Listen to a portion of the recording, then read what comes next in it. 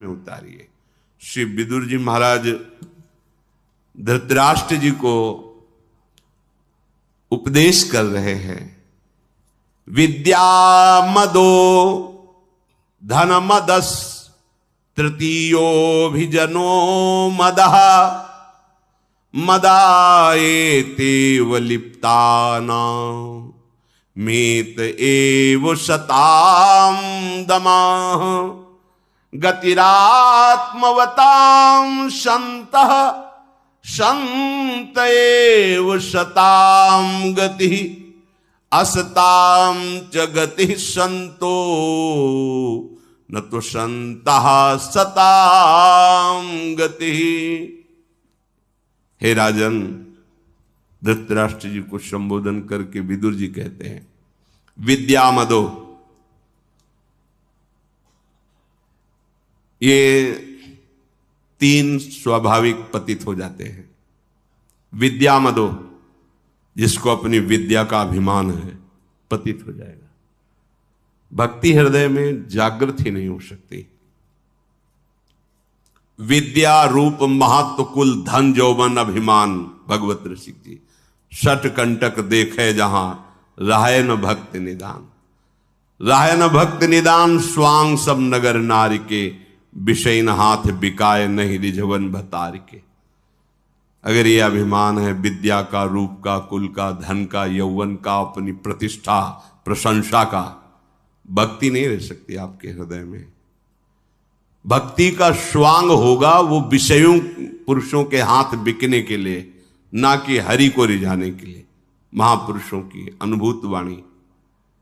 विद्या रूप महत्व कुल धन यौवन अभिमान, ये 60 कंटक, ये 6 बड़े बड़े कांटे हैं। भक्ति महारानी बहुत सुकोमल हैं, ऐसे हृदय में कदम भी नहीं रखती जहां यह अभिमान रहता है। राहे न भक्त निदान स्वांग सब नगर नारी के। नगर नारी कहते वैश्या को। जैसे वैश्या अपना श्रृंगार करती है विषयी पुरुषों के हाथ बिकने के लिए, ऐसे ही वो विद्या रूप महत्व कुल धन यौवन अभिमान रखने वाला भक्ति का नाटक कर सकता है विषयी पुरुषों के हाथ बिकने के लिए। वस्तुतः विद्या रूप महत्व कुल धन ये सब जन समाज को सुख पहुंचाने के लिए भगवत प्रसन्नता का हेतु बन सकती है यदि इसका अभिमान न किया जाए। पर विदुर जी कह रहे हैं, विद्या मदो धन मदस तृतीयो भी जनो मदः। जिसको विद्या का अहंकार है, धन का अहंकार है और ऊंचे कुल में जन्मा हो, बहुत से लोग हमारे सहयोगी हैं, ऐसे घमंडी पुरुषों का घमंड नष्ट होकर देता है। अगर यही विद्या धन और कुलीनता संत समागम के द्वारा अहंकार का दमन कर दिया जाए तो जगत मंगल का हेतु हो जाए। आपके पास विद्वता है, दूसरों को सत मार्ग का उपदेश करके उनको उत्साह, उनको भगवत मार्ग की प्रेरणा के बल से असत मार्गों से बचा लिया, पाप कर्म से बचा लिया।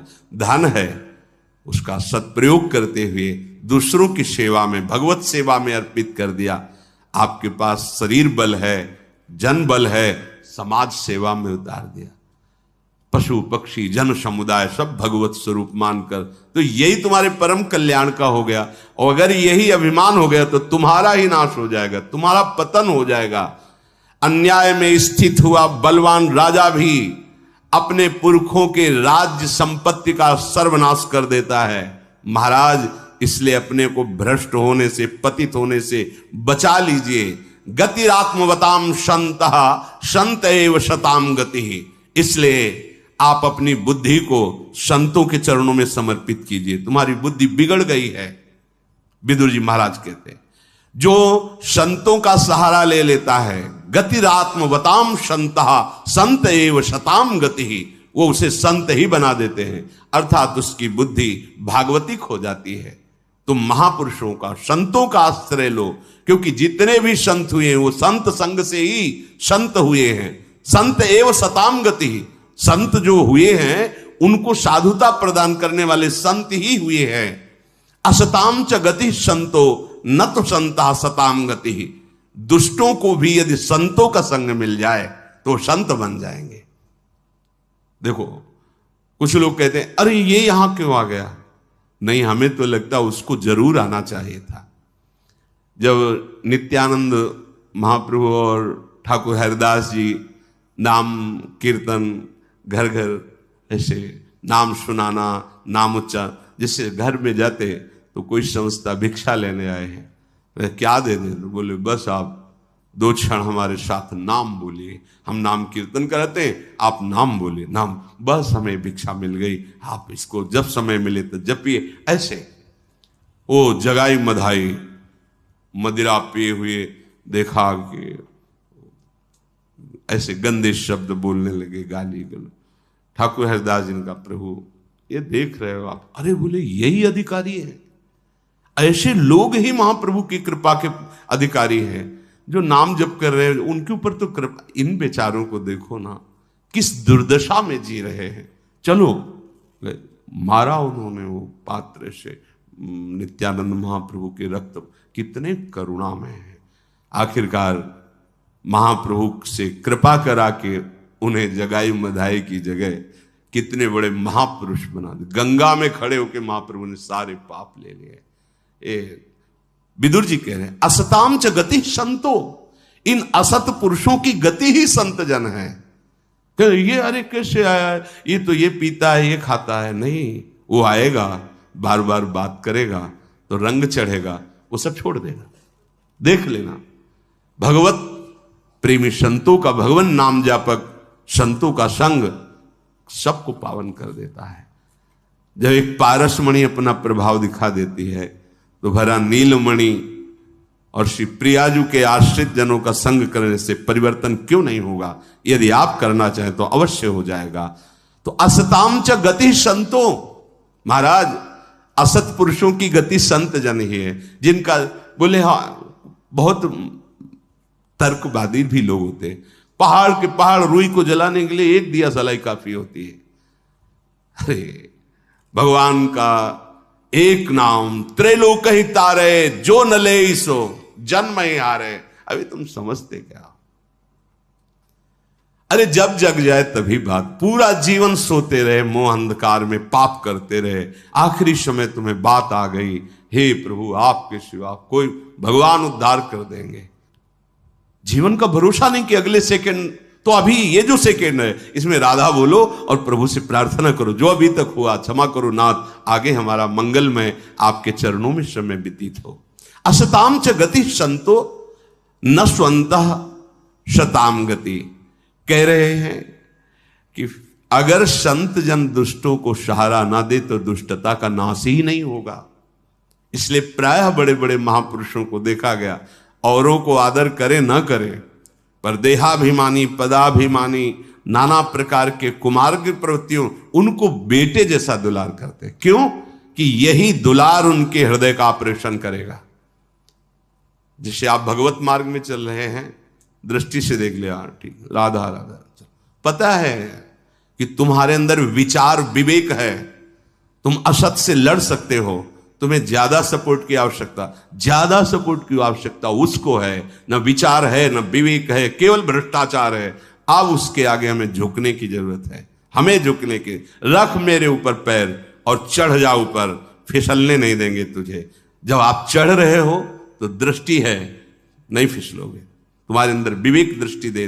लेकिन जो फिसल गया है वो चढ़ना ही नहीं चाहता है, उसे उत्साहित करके, झुक के, अपने ऊपर पैर रख के चढ़ भगवत मार्ग में। ये सबको सिद्धांत समझ में नहीं आएगा। अगर समझ में आ जाए तो सब महात्मा ही ना हो जाए। करत जे अनशहन निंदक तिनहु पे अनुग्रह किया। जो निंदा करते हैं, अपमान करते हैं, जो संतों को पीड़ा पहुंचाते हैं, उनका परम मंगल करते हैं, उन्हीं को संत कहते हैं। उनके प्रति भगवत प्रार्थना करते, जो कभी किसी के प्रति भगवत प्रार्थना नहीं करते, वो ऐसे जनों के लिए अपने इष्ट से प्रार्थना कर, प्रभु अगर इसका मंगल नहीं हुआ तो फिर आपके शरणागति का प्रभाव क्या? ये तो सब भजन कर ही रहे हैं, इनका तो अमंगल हो ही नहीं सकता, लेकिन ये भजन नहीं कर रहा, अब इसका मंगल होना चाहिए। अगर दृष्टि पड़ गई तो तुम निंदा करो, अपमान करो, वो इस बात की परवाह नहीं करते, तुम्हारा मंगल करके ही छोड़ेंगे। तो कह रहे संतो न तो संता सताम गति। संत जन अगर दुष्टों को सहारा ना देते तो जगत में दुष्टता ही दुष्टता फैल जाती है। सही बात, बिगड़ेल बच्चे को मां ज्यादा प्यार करती है। ये सुधर जाए भगवान, ये सुधर जाए, ये सुधरे है तो है ही है ना, ये सुधर जाए, ऐसा ही संतों का वात्सल्यमय हृदय होता है। इसलिए महाराज आपकी मति बिगड़ गई, आप संतों का आश्रय लीजिए।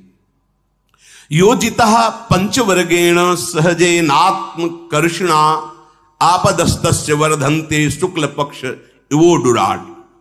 जो अपनी 5 ज्ञानेंद्रियों को अपने वश में कर लेता है, उसकी आनंद संपत्ति ऐसे बढ़ती जैसे शुक्ल पक्ष में चंद्रमा बढ़ता है।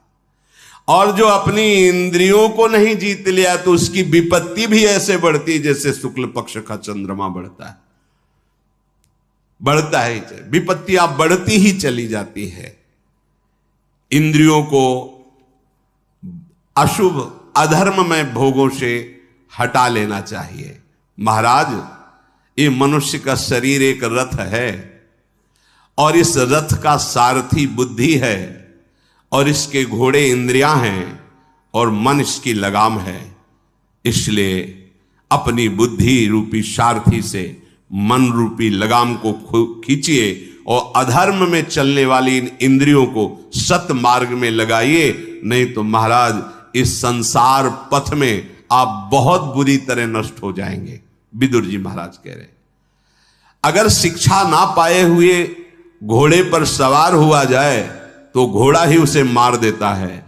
ऐसे यदि शास्त्र सम्मत मन और इंद्रियों को न चलाया जाए तो ये मन ही इंद्रियां दुश्मन की तरह उसका नाश कर देती, फंसा देती है। जो अधिक धन का स्वामी होता है और अहंकार करता है मैं धनी हूं, तो उसमें दोष आने लगते हैं। वो मदिरा पीने लगता है, वो व्यभिचार करने लगता है, वो मनमानी आचरण करने लगता है। इसलिए वो पुण्य नष्ट होने के कारण आगे चलकर ऐश्वर्य भ्रष्ट हो जाता है। महाराज आपको ऐसा नहीं करना चाहिए। अर्थात आपके पुत्र ऐसे ही आचरणों से युक्त हो रहे, आपको सावधान होना चाहिए। जो पापाचारी का संग नहीं त्यागता उसकी वही गति होती है जो पापाचारी की होती है। भले आप पापाचरण नहीं कर रहे, लेकिन आप अपने पुत्र पापाचारियों का साथ दे रहे, तो आपकी भी वही दुर्गति होगी। मूर्ख मनुष्य यदि विद्वान को गाली दे और वो उस कष्ट को सह जाए तो उसके सारे पाप नष्ट हो जाते हैं। जो विद्वान को, संतों को, भक्तों को, धर्मात्माओं को गाली देते हैं, निंदा करते हैं, अगर वो सह जाए जिसको निंदा करते, तो उसके सारे पाप नष्ट हो जाएंगे और वो उसका दंड भोगेगा। जवाब भर न दे, मौन रहे, तो वो जो अंदर जलन होती है वो तुम्हें निष्पाप कर देगी। साक्षात धर्मराज बोल रहे हैं। वाणी का संयम करना बहुत कठिन है महाराज, बहुत सुंदर। वाक्य संयमो ही नृपते सुदुष्कर तमो मतः। एक भी शब्द प्रमाद में नहीं निकलना चाहिए साधक का। सावधान होकर बोलो। बहुत देखो भगवत रसिक जी ने कहा है, प्रायः बोले नहीं और जब बोले तो हृदय की ग्रंथि खोले, ऐसा बोलना होना चाहिए। व्यर्थ में बकवास नहीं, वाणी को संयम में रखो। वाक्य संयमो ही नृपते सुदुष्कर तमो मता। ये बहुत मत की बात है कि वाणी को संयम में नहीं किया जा सकता, बड़ा दुष्कर है। अगर कोई वाणी को संयम में कर ले तो सबसे ज्यादा भजन उसका बचे और बने। ये बहुत अपराध वाणी से होता है। तो इसलिए मौन का आश्रय ले, पर बड़ा कठिन है मौन रहना। मौन रहने का मतलब ऊं से नहीं, लिखना पढ़ने से नहीं, शांत वृत्ति, वाणी से किसी से कोई संबंध नहीं, कुछ नहीं बोलना, कुछ नहीं बोलना, तो बड़ा कठिन सा। जिसे राधा बाबा ने निर्वाह किया, पूज्य राधा बाबा, काष्ठ मौन, न इशारा न लिखना, बिल्कुल शून्य, ना अंदर कोई चिंतन और न बाहर कोई चेष्टा। मौन का मतलब है, आगे फिर बोल रहे हैं इसी का। पहली बात, मौन तो राधा बाबा जैसे पूज्य राधा, काष्ठ मौन, कोई चेष्टा नहीं, कोई लिखना, इसे मौन। इसीलिए कह रहे हैं वाक्य संयमो ही नृपते सुदुष्कर तमो। मतः, धर्म के मत के अनुसार वाणी को पूर्ण संयम में कर लेना बड़ा कठिन है। ना अंदर स्फुरण न बाहर स्फुरण, किसी से कोई प्रपंच, बस मंत्र चल रहा है, भगवत चिंतन चल रहा है, बाबा जैसे काष्ठमोहन। अब इससे भी उत्तम बात कह रहे हैं, कह रहे अभ्यावहति कल्याणम विविधम वाक् शुभाषिता शैव दुर्भाषिता राजन नर्थायोपपद्यते। उस मौन से भी उत्तम बात यह है कि मधुर शब्दों में बात कही जाए जो सामने वाले का परम मंगल परम कल्याण करने वाली है। मौन से भी ये उच्च कोटि की है। क्या? मृदु शब्दों में और हितकर उसका कल्याण करने वाली बात कही जाए। अगर वही कल्याण करने वाली बात ऐसे कट शब्दों में कही जाए जो अनर्थ का कारण बन जाए तो उसे फिर नहीं। कठोर शब्दों में धिक्कारपूर्व ऐसे नहीं, मृदु शब्दों में और हितकर कल्याणकारी बात मौन से भी श्रेष्ठ है। इसीलिए गुरुजनों ने यही कहा था कि मौन का मतलब है विचार मौन। शांत हैं आप, भजन कर रहे हैं, आपसे किसी ने पूछा, आप पहले विचार करो उत्तर देना आवश्यक है कि नहीं। नहीं आवश्यक है, बिल्कुल पगले जैसे वहां से नहीं, कोई चेष्टा मतलब ऐसी हरकत ही नहीं करनी कि हमें सुनाई दिया है। वो अपने आप शायद हो सकता है बहरा हो या क्या है, वो क्या अपनी गणित लगाए, हमें मतलब हमें लगा कि उत्तर देना चाहिए। राधा फिर मृदु शब्दों में ऐसा, हाँ ऐसा ऐसा है, फिर इसके बाद उत्तर करता है, मौन होके चल दिया। साधु गंभीर होता है, बहुत सोच समझ। साधु का तात्पर्य भगवत मार्ग का पथिक। रोहते सायकैर विद्धम वनम परशुनाहतम वाचा दुरुक्तम बीभत्सम न सन रोहति वाक्षतम। विदुर जी महाराज कहते हैं जो भगवत मार्ग में चलने की चेष्टा तो करते पर ऐसे नुकीली बातें कहते हैं, ऐसी कठोर बातें कहते हैं जो हृदय में बिंध जाती है। तो बाहर से जो परश आदि परशुना हतम जो घाव करने वाले अस्त्र हैं उनसे उतनी पीड़ा नहीं होती जितनी बात जो धस जाए हृदय में वो बराबर बहुत समय तक पीड़ा देती रहती है। इसलिए कट वचन रूपी बाण किसी भी परमार्थ पथिक के मुख से नहीं निकलने चाहिए। ये न्यायाधीश त्रिभुवन के बोल रहे धर्म जी। पहली बात तो मौन, पर वो मौन रहना उस तरह का दुष्कर है। उससे श्रेष्ठ बात है विचार मौन। जब तक आपको लगे ना कि नहीं बोलना ही चाहिए तो मृदु बोलिए, कल्याणकारी बात बोलिए, अन्यथा मौन रहिए। अगर तुम कटुवचन ऐसे बोलते हो दूसरे के तो हृदय देश में ही भगवान बैठे हुए फिर तुम्हारे हृदय में कैसे प्रकाशित होंगे, तुम्हारा भजन कैसे आनंद प्रदान करेगा। किसी को देवता लोग डंडा लेके नहीं मारते, विदुर जी कह रहे हैं। बुद्धौ कलुष भूतायाम विनाशे प्रत्युपस्थिते। जब किसी का नाश और पतन और दंड भोगना होता है तो पहले उसकी बुद्धि बिगाड़ दी जाती है कर्म के अनुसार। बुरी दशा आने के पहले बुद्धि बदली जाती है। आपने आवे ताही पर ताही तहां लह जाए, ओ बुद्धि वैसा बुलवा देगी, वैसी चेष्टा करवा देगी। कब? जब नाम नहीं चल रहा होगा तब। अगर नाम चल रहा है तो किसी भी कर्म की ताकत नहीं कि हमारी ऐसी बुद्धि बिगाड़ दे। नहीं, अगर ऐसी इतनी सामर्थ्य तो भगवत प्राप्ति ही नहीं होती। फिर ये उपदेश कहां लागू होते? क्योंकि भैया जैसा होगा कर्म के अनुसार वैसा हो जाएगा, उससे तो हम रोक नहीं सकते। नहीं, क्यों नहीं रोक सकते? अभी तक कर्म प्रभाव चला है, नाम प्रभाव नहीं चला, गुरु कृपा प्रसाद नहीं चला। अब भगवत आश्रित हैं, सब प्रभाव को रोक करके हम आगे बढ़ेंगे। प्रभाव तो है, कर्मों का प्रभाव अपना आप दिखाएगा, लेकिन भजन का प्रभाव भी तो है। वो कर्म असत इतना बल रखता है कि हमारी दुर्गति कर देता है, तो सत्कर्म क्या इतना कि उस असत कर्म को नष्ट कर दे। ऐसा उत्साह वाणी को संयम में रखते हुए कह रहे, कभी देवता लोग किसी को डंडा लेके नहीं मानते, उसकी बुद्धि भ्रष्ट कर देते हैं, बुद्धि बदल देते हैं, फिर वो अन्याय करता है और भारी दंड का पात्र बन जाता है। इसलिए महाराज आपकी बुद्धि गिर गई है, आप अपनी वाणी को संभालिए, आप संतों का आश्रय लीजिए और अपने पुत्रों को, अपने परिवार को बचा लीजिए जो अधर्माचरण में है। शेष चर्चा आगे। श्री राधा वल्लभ लाल।